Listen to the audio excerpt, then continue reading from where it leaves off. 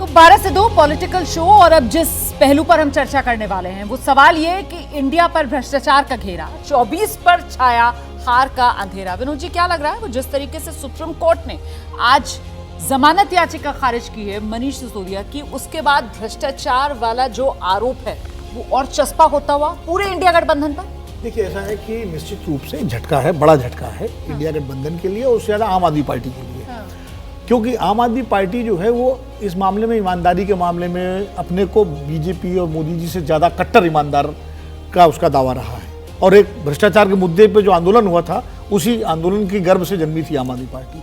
और मनीष सिसोदिया के बारे में उनकी छवि बहुत साफ सुथरी रही है, इससे एक झटका तो लगा है। लेकिन दरअसल ये भी सही है कि जिस तरह से एजेंसीज की कार्रवाई हो रही है और अधिकतम क्या लगभग सारे विपक्ष के नेता ही उसके घेरे में हैं, तो कहीं ना कहीं सवाल भी है कि क्या भ्रष्टाचार सिर्फ विपक्षी सरकारों में है, क्या भ्रष्टाचार सिर्फ गैर भाजपा सरकारों में है?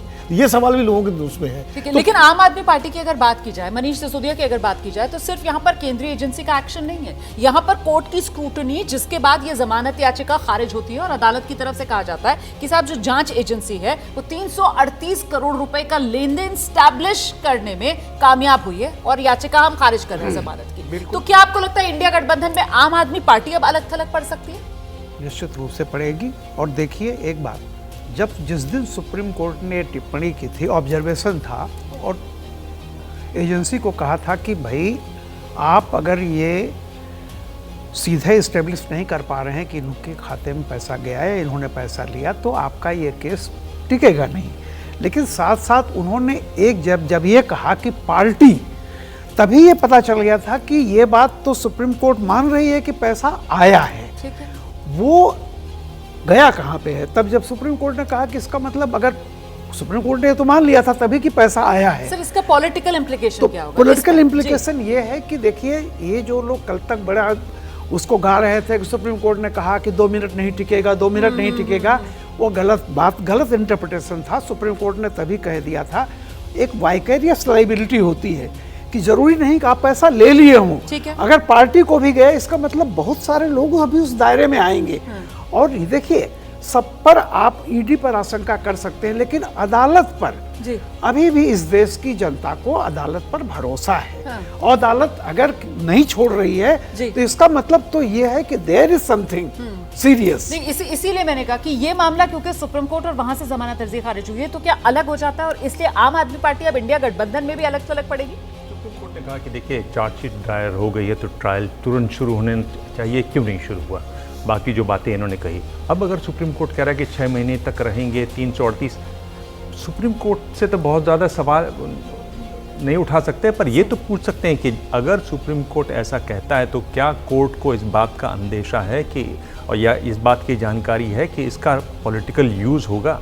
जब इतने बड़े चुनाव होने वाले हैं तो क्या सुप्रीम कोर्ट इसमें पार्टी बनता कहीं से दिखाई दे रहा है? मैं बहुत पूरी समझबूझ के साथ ये बात कह रहा हूँ कि अगर आप ऐसे कह रहे हैं कि नहीं 6 महीने तक रहेंगे, 338 का हो गया है, तो ये सवाल खड़े होते हैं। आम आदमी पार्टी पर सवाल खड़े होते हैं, क्योंकि पहले जब ये खबर कोर्ट का रवैया देखा तो आम आदमी पार्टी, जाहिर है पॉलिटिकल पार्टी है, वो उसको ले उड़ेगी। लेकिन अब एक मौका आ गया है, जो विपक्ष में जितनी पार्टियां हैं, और यहाँ बीजेपी नहीं बल्कि कांग्रेस भी विपक्ष में आ जाती है दिल्ली में, तो वो भी इस खबर को लेके उड़ेगी, वो भी इस खबर को लेके चले। मुझे लगता है कि कोर्ट में जो कुछ भी हो रहा है वो एक थोड़ा ध्यान रखना चाहिए। चीफ जस्टिस साहब ने भी बहुत बार कहा है इसको कि किस तरीके से जो भी वो कोर्ट में बोलते हैं वो मीडिया में आता है और उसका किस तरीके से असर पड़ता है। ये एक बहुत ध्यान में रखने वाली बात है, खासतौर पर अब जब सोशल मीडिया इतना बड़ा हो गया है। हमारा मीडिया तो है ही। ठीक है, राकेश शुक्ला जी, ये भ्रष्टाचार का मुद्दा जिसको लेकर पक्ष विपक्ष के बीच आर पार छिड़ा हुआ है, ऐसे में अब मनीष सिसोदिया जिनकी जमानत अर्जी सुप्रीम कोर्ट खारिज करता है, क्या लगता है आपको पॉलिटिकली ये मामला कैसे प्ले अप करेगा? देखिए, आम आदमी पार्टी जो है वो भ्रष्टाचार के संक्रमण से लगातार घिरती जा रही है और उसका जो वैक्सीन है अरविंद केजरीवाल, वो भी धीरे धीरे अप्रभावी होते जा रहे हैं। ऐसे में आप आम आदमी पार्टी के देखिए 1.5 दर्जन से ज़्यादा विधायकों पर किसी न किसी मामले में केस चल रहा है। अब उप मुख्यमंत्री भी उसमें फंस चुके हैं, राज्यसभा सांसद भी फंस चुके हैं, और आपके जो पंजाब की सरकार है उसके भी विधायक कहीं ना कहीं भ्रष्टाचार के मामले में लिप्त पाए जा रहे हैं। ऐसे में आम आदमी पार्टी के सामने सबसे बड़ा प्रश्न ये है कि वो अपने आप को बेहतर कैसे साबित कर पाएगी, क्योंकि जब उनका मुखिया जिसके चेहरे पे आम आदमी पार्टी खड़ी हुई, बड़ी हुई और बढ़ी, वो आम आदमी पार्टी का चेहरा ही कहीं ना कहीं अब संक्रमित हो रहा है, ऐसे में आम आदमी पार्टी के सामने सबसे बड़ा संकट ये है कि उसका राजनीतिक भविष्य क्या होगा। ठीक है, लेकिन सवाल यहाँ पर ये हो जाता है ना कि आप देखिए टीएमसी वहां ममता सरकार में मंत्री, उन पर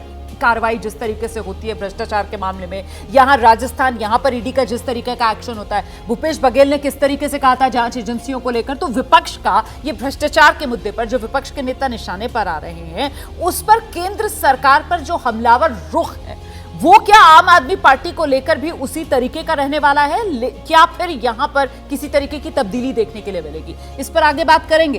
पर जिस दिन से शराब घोटाले की बात हो रही है, तभी से आम आदमी पार्टी के नेता मनीष सिसोदिया को तो बेकसूर बता रहे हैं। वो आरोप लगा रहे हैं कि ये सियासी रंजिश के चलते कार्रवाई हो रही है, लेकिन अब तो सुप्रीम कोर्ट ने मान लिया करोड़ों रुपए का लेन देन हुआ है, स्टैब्लिश हुआ है। ऐसे में आम आदमी पार्टी के नेताओं का वो पुराना बयान आपको जरूर सुनना चाहिए, जिसमें वो खुद को कट्टर ईमानदार बताते रहे हैं। सुनिए।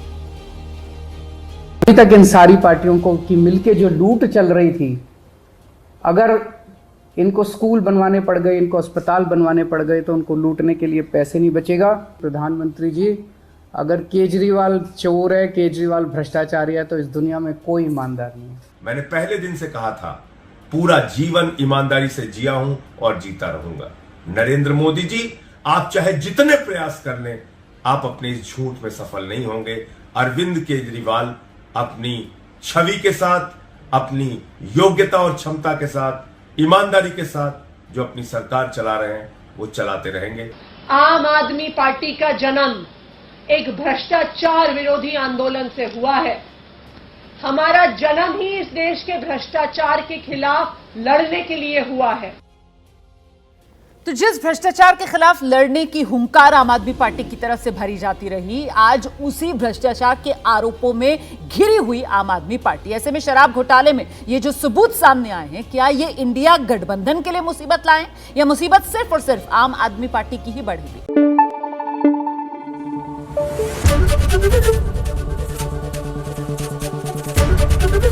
एबीपी न्यूज आपको रखे आगे।